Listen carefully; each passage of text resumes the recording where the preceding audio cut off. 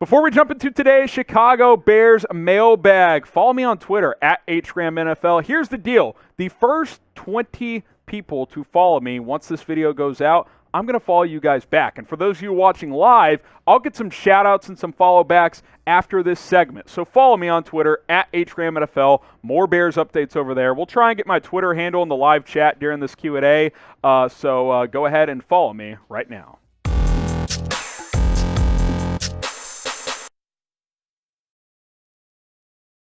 Okay, we'll get to your Super Chats first. I'm your host, Harrison Graham, on today's Bears mailbag. Concept sends in $5. Damiere Byrd sucks. Can we cut him and activate Rodney Adams?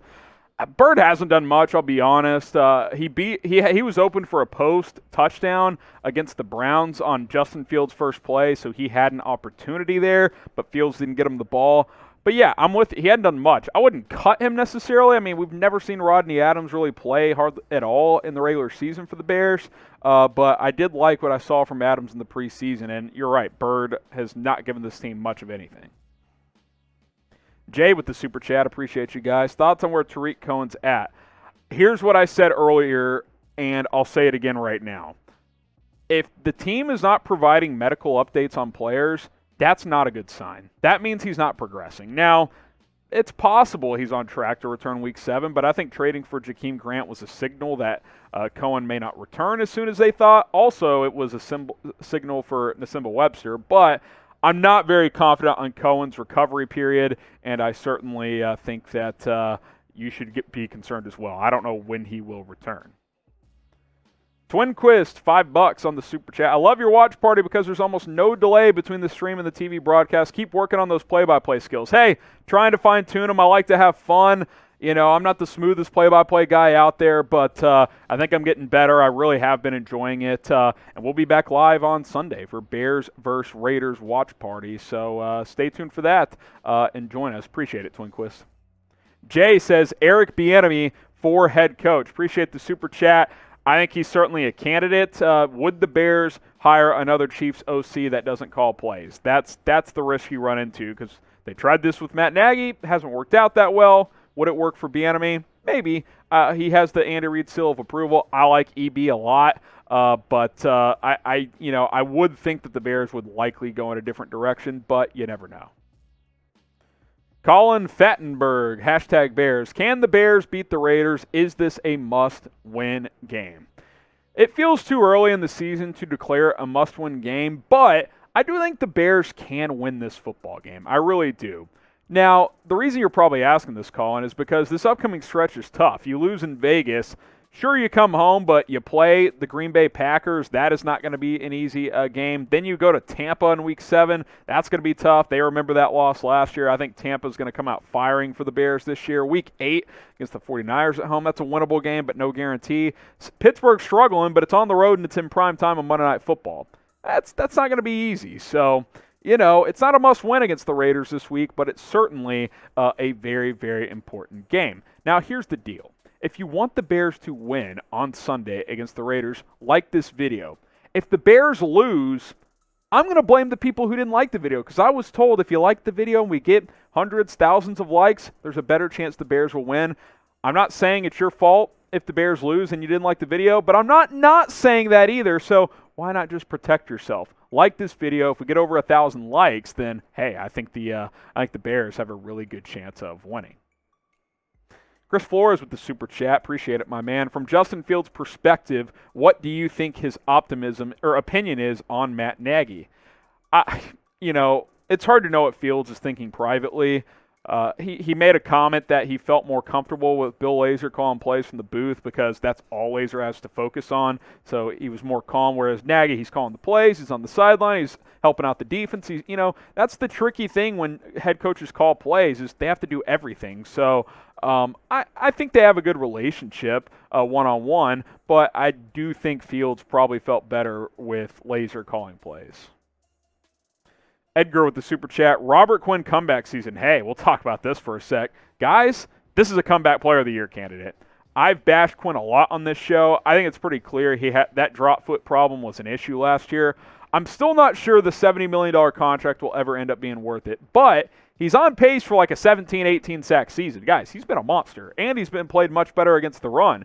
Robert Quinn's been fantastic, and I think his emergence, or re-emergence I should say, has helped Khalil Mack get back involved and play better as well.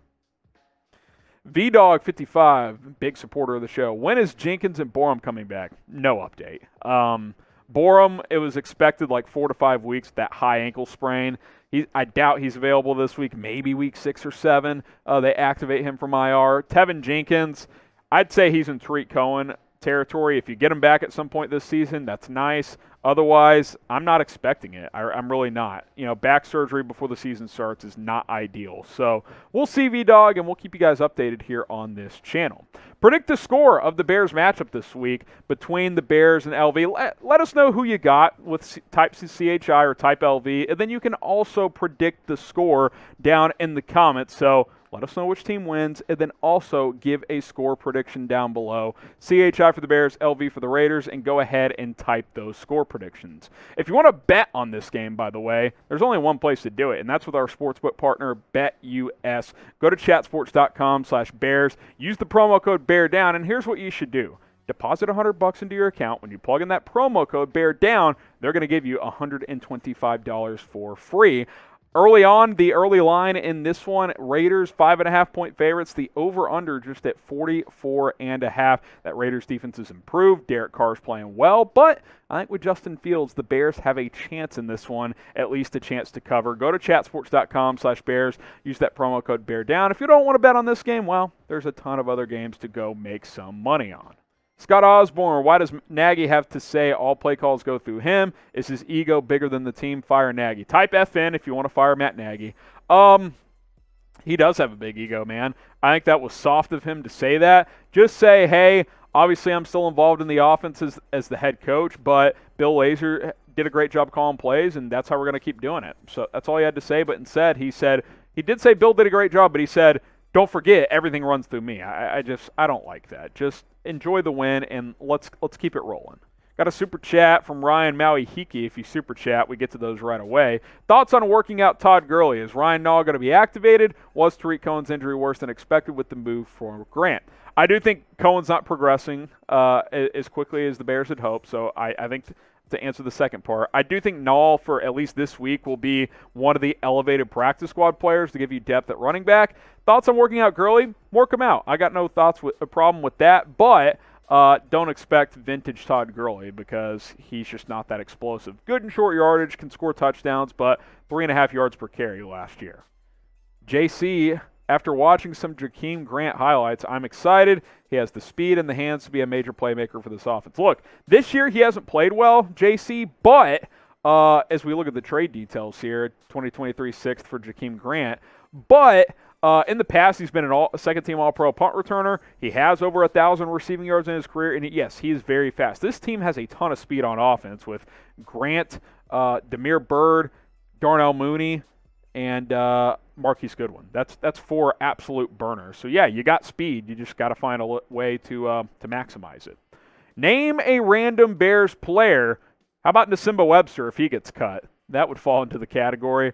Caleb Haney's always my go-to one, but let me know. Name a random Bears player. It can be any player from any point in Bears history that was just kind of random, right? Had a short stint here and didn't really do much. Maybe he's not thought of as a Bears legend or something like that. Let's hear it in the comments. Name a random Bears player. And while you're doing that, if you would please hit that subscribe button. It really helps us grow here on the channel. We can do more live shows like this where we answer your questions. Use #Bears. The latest Bears news and rumors. We also cover breaking news like we did with the Jakeem Grant trade. So subscribe and be sure to join us every single day because we post videos every single day. It's youtube.com/BearsNow. Daniel S., if Nagy is fired, will Bill Lazor take over as interim head coach? It's possible. I think the Bears would have multiple options. You could go to Lazor. You could go John DeFilippo. You could go Mike Pettin. Dare I say Tom Herman. I don't think that would happen, but Tom Herman was a college head coach for several years at Texas and at Houston. I would guess it would be Lazor, Pettin, or DeFilippo. I think it would be one of those 3. Daniel Flores, are you worried about Allen Robinson and his usage? Yeah, I think we need to get him more targets. I mean, he got 3 targets against the Lions, caught all 3 for 62 yards. We got to get him more involved. I mean, he should be a guy that gets 10 targets a game. Now, if the Bears are only going to throw it 17 times a game like they did against the Lions, then yeah, it's going to be kind of hard to get A-Rob a ton of targets.